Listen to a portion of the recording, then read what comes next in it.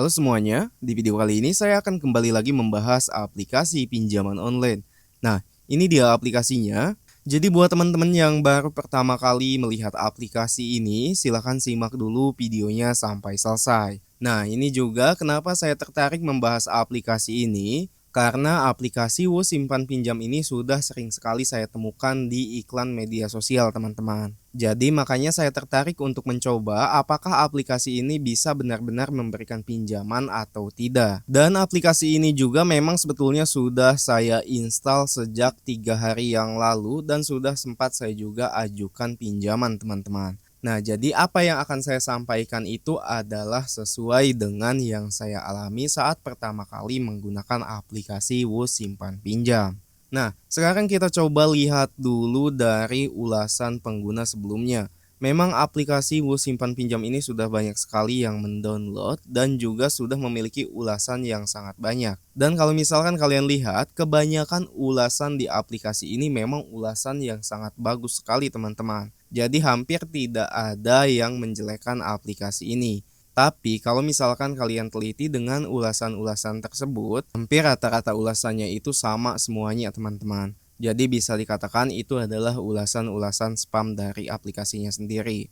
Oke, sekarang kita coba buka aplikasinya. Nah, teman-teman, ini adalah tampilan awal dari aplikasi Wo Simpan Pinjam. Di sini untuk tampilannya sangat sederhana. Di bagian atas kalian akan menemukan fitur untuk daftar ataupun login. Kemudian di sini ada fitur untuk simpanan anggota dan pinjaman anggota. Nah, karena ini judulnya simpan pinjam, jadi di aplikasi ini kemungkinan kita bisa simpan ataupun pinjam teman-teman. Yang tentunya kita harus menjadi anggota dari KSP ini sendiri. Selanjutnya, fitur yang tidak kalah penting dalam sebuah aplikasi pinjol, yaitu adalah pusat bantuan. Nah, pusat bantuan ini bisa kalian gunakan jika suatu saat terjadi sesuatu hal yang tidak diinginkan. Nah, ini adalah pusat bantuannya yang bisa kalian hubungi melalui telepon teman-teman. Oke, selanjutnya terkait dengan pinjaman anggota ini, karena mungkin tujuan kalian melihat video ini untuk memastikan apakah aplikasi ini bisa memberikan pinjaman atau tidak. Nah, setelah 3 hari yang lalu saya mengisi data pengajuan pinjaman, kelemahan dari aplikasi ini yang saya temui itu adalah proses verifikasinya yang lama teman-teman. Jadi dalam waktu 3 hari itu tidak ada keterangan apakah pinjaman kita disetujui ataupun ditolak. Dan setelah 3 hari itu saya coba login kembali per hari ini. Kemudian saya cek untuk data pengajuannya dan ternyata pengajuannya itu balik lagi ke awal teman-teman.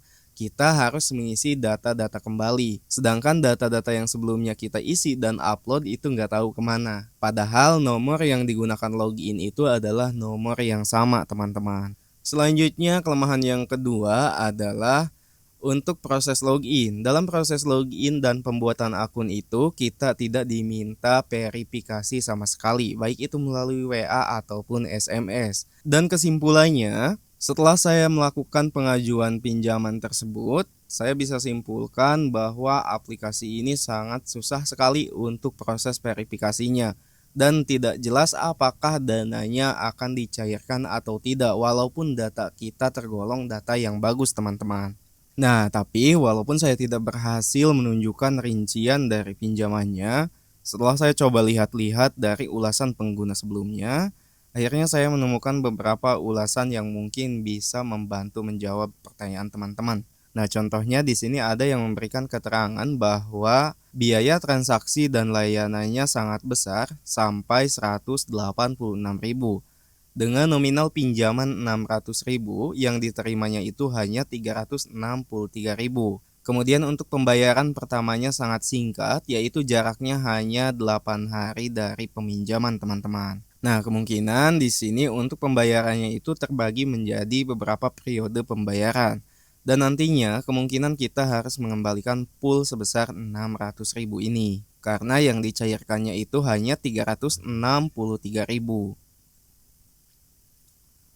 Selanjutnya kita coba cari lagi ke bawah. Nah, ini ada lagi.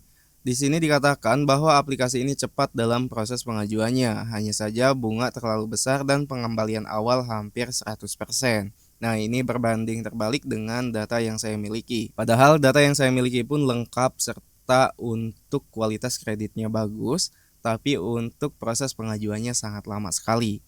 Beda dengan yang ini, katanya untuk proses pengajuannya cepat, hanya saja untuk bunganya sangat besar dan jumlah yang harus dikembalikan pada periode pertama itu hampir mencapai 100% dari peminjaman. Dan untuk jarak pengembaliannya itu hanya 6 hari, teman-teman. Oke, kalau misalkan kalian bisa meluangkan waktu untuk melihat dulu beberapa ulasan sebelumnya, silahkan dicek-cek dulu, teman-teman. Mungkin saya akhiri untuk pembahasan kali ini. Terima kasih sudah menonton dan sampai jumpa di konten berikutnya.